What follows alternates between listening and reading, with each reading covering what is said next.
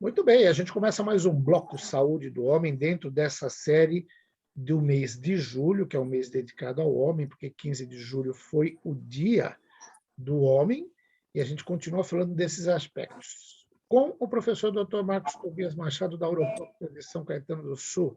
Professor, obrigado por me atender mais uma vez. Prazer grande estar com vocês. Ótimo. Professor, eu estava lendo uma pesquisa agora feita de urologia, até publicada pela Agência Brasil, que é a agência da Empresa Brasileira de Comunicações do governo federal. Eles até pedem para dar o crédito, então está dado o crédito aqui na pesquisa. Uma matéria muito bem feita, que diz o seguinte, que de 2016 a 2020 cresceu 49,96% a procura de homens pelo médico, mas eles continuam ainda muito atrás das mulheres. E tem um dado interessante. As meninas de 12 a 16 anos, nesse período, a procura delas por um médico aumentou 30%, mas os meninos só 1%. Que vergonha, né, professor? Eu acho que a gente tem que ver os números com bastante crítica, né? A gente tem só porcentagem, não tem valores absolutos aí para a gente poder comparar também. Mas, na verdade, essas métricas são importantes para saber se as campanhas que a sociedade está fazendo estão surtindo efeito. As campanhas inicialmente que eram feitas pela sociedade focavam mais no indivíduo acima de 50 anos, né? Ou acima de 40 anos, para a verificação do câncer de próstata. E, atualmente, estão sendo feitas campanhas para várias campanhas temáticas, né? Inclusive para adolescentes. Né? Existe uma série de problemas que podem afetar tanto meninos quanto meninas, né? Os meninos, mais na área da urologia, né? Problemas no testículo, hérnias, fimose. Então, são coisas típicas da infância, ou alterações anatômicas do rim, né? Então, essas campanhas são importantes para que pelo menos faça uma consulta inicial, verifique que está bem, e aí possa, então, fazer o acompanhamento.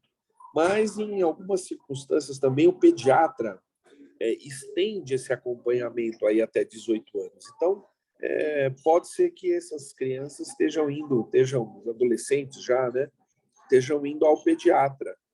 E, sem uma detecção de um problema mais sério, não estejam vindo ao especialista.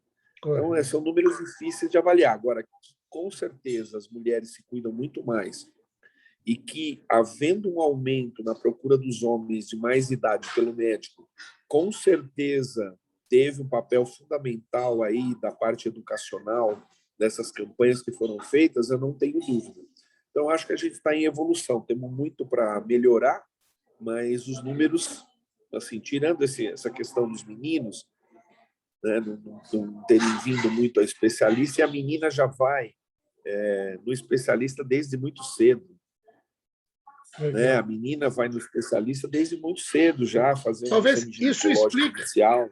Uma vez, num bate-papo, você falou aqui que as mulheres vivem 7 ou 10 anos mais que os homens. A explicação pode estar aí, né? A gente não tem dúvida que tem uma série de fatores, né? Tem um monte de coisa envolvida nisso, né? Nessa questão de sobrevivência, né? Principalmente as doenças que a gente já discutiu aqui numa outra ocasião, as afecções que levam à morte, né? Como as causas externas e o estresse, né? A doença cardiovascular e o câncer estão muito mais relacionados o câncer, ao tabagismo, estão muito mais relacionados ao sexo masculino. Correto. Com o mundo moderno, as mulheres têm chegado próximo, né? Têm aumentado as suas estatísticas em cânceres, como pulmão, bexiga, rim, que são cânceres do tabagismo, por exemplo, cabeça e pescoço. Então, isso vai mudando no tempo.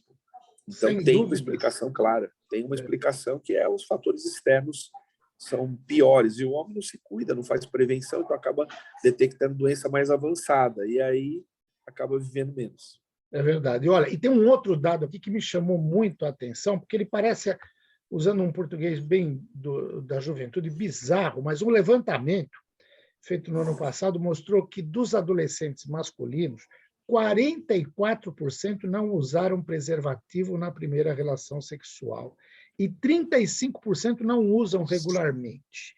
Outro dado, 38,57% dos meninos afirmaram que não sabem nem sequer colocar o preservativo. Dá para acreditar nisso? Está precisando de uma orientação sexual mesmo, né? Sim, eu acho que talvez a gente acha que está mais avançado nas orientações, de repente tem que voltar para o mais básico, né? Mas tem um pouco aí do efeito do tratamento crônico da AIDS, né? Eu lembro muito bem quando eu era acadêmico de medicina, que é passando pelo Hospital Emílio Ribas, que eu vi muitos casos de AIDS doença, aquela época letal, né, que o Cazuza faleceu, Sim. que o Fred Mercury faleceu, que teve o filme Filadélfia, que ganhou o Oscar, né, todo aquele frisson com relação à AIDS. Hoje, então, as campanhas foram muito intensas naquela época. Hoje, a AIDS é uma doença crônica, que o indivíduo trata com medicação. Então, volta-se a ter um pouco de descuidado, passou a ter um aumento também no índice de sífilis, que demonstra isso, sexo não protegido, né? E sífilis terciária, né? Gravíssimo, né? Neurológica, leva a problemas mentais graves, né? Aneurisma de aorta, o paciente pode até falecer, né? Com uma sífilis não tratada. Então, assim, as consequências são muito ruins para a saúde. Então, acho que talvez a gente tenha que voltar para a base mesmo, voltar a falar mais no sexo protegido, né? E prevenção também, né? Fazer os exames, aquelas pessoas que têm mais risco, né? A gente sempre, quando é procurado nessa faixa etária, a gente procura dar as orientações e solicitar também esses exames, que muitas vezes são doenças ocultas que não tem muito sintoma. Correto. Ou já passou a fase inicial de inoculação, some a doença e vai aparecer anos depois. Com certeza. Então, né, precisa cuidar. E parar de achar que é coisa normal. Você estava falando da sífilis, aí eu estava lembrando até de uma peça de teatro do Chico Buarque, que ele tem uma música que ele fala, é o Calabaro, o Elogio da Traição, lá. Aí, quando ele fala num determinado momento da música que os portugueses trouxeram muitas coisas para nós, e além da sífilis, é claro, né? E a gente tinha até o hábito de achar a sífilis, quer dizer, naquela época, né, uma doença normal que todo homem passaria, ou mesmo a gonorreia, né? Você toma lá um Petex, depois passa, tal, não sei o quê, como se fosse algo normal de ter e de conviver depois com isso, sem pensar nas consequências futuras. Quer dizer, a orientação é exatamente para isso, né? Tem que falar das consequências que podem vir, né? A sífilis tem uma história bem interessante, que a gente pode um dia até aprofundar ela, mas na corte de Luís XV, a roséola sifilítica, que são lesões avermelhadas, puntiformes na pele, que dá muito nas extremidades, nas pernas, era tido como que o homem fosse muito viril e tivesse tido, né, aquela roséola nas pernas, era um homem que tinha muita atividade sexual. Né? Você vê, era bem visto o negócio. Eles não sabiam das consequências da sífilis terciária.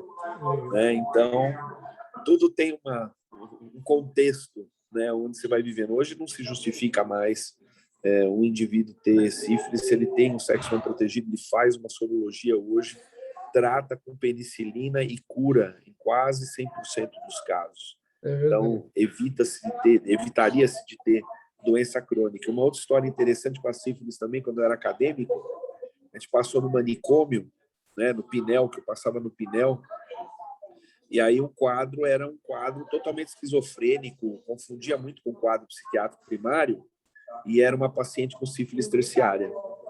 Poderia ter sido evitado esse quadro de demência, de alterações mentais, se tivesse sido feito tratamento precoce para essa senhora. Né? Extremamente curioso, me marcou muito isso. Né? Então, acho que essa coisa do médico sentir, né, o paciente é uma coisa importante, e aí a gente tomar cuidado para não acontecer isso. Né? Lógico. E quando você falou da tua passagem lá pelo Emílio Ribas, eu imagino as cenas que você deve ter visto de pacientes, porque os pacientes de AIDS, naquela época, principalmente, ficavam com uma aparência horrível. Eu lembro de uma experiência, eu estava em Maceió, isso era 1989, você citou o Cazuza aí, Eu estava com meu filho, que hoje é neurologista, mas na época ele tinha 6 anos de idade, e descendo com a minha mulher e minha cunhada no elevador do hotel, e de repente, não sei por quê, o elevador parou no meio e abriu a porta. Quando abriu a porta, o quarto que dava de frente estava com a porta aberta. E quem estava sentado na cama, completamente esquelético, já meio roxo, com uma bandana na cabeça, era o Cazuza. Eu fiquei apavorado na hora que eu vi aquela cena. Ele iria fazer um show à noite, ali na praia, em Maceió, com o pessoal. Ele cantou, foi um show que depois deu uma polêmica toda, porque ele acabou abaixando as calças, mostrando os órgãos genitais para o público. O Cazuza era completamente um gênio, mas completamente maluco. Mas eu lembro, Artista, a né? figura do Cazuza, já com AIDS e bastante avançado, não me sai da cabeça.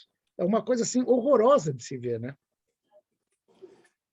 Não tenha dúvida, a AIDS doença, que é aquela onde o indivíduo está cheio de infecções oportunísticas, né? Ele perde um peso muito grande, né? É típico perder a maçã do rosto, então fica cadavérico, Correto. né? Perde toda a gordura do pescoço, fica muito feio, né? Além disso, tem infecções secundárias no pulmão, tipo pneumocisticarine, que é um germe também que age mais com pneumonias, o indivíduo fica azul, de falta de ar.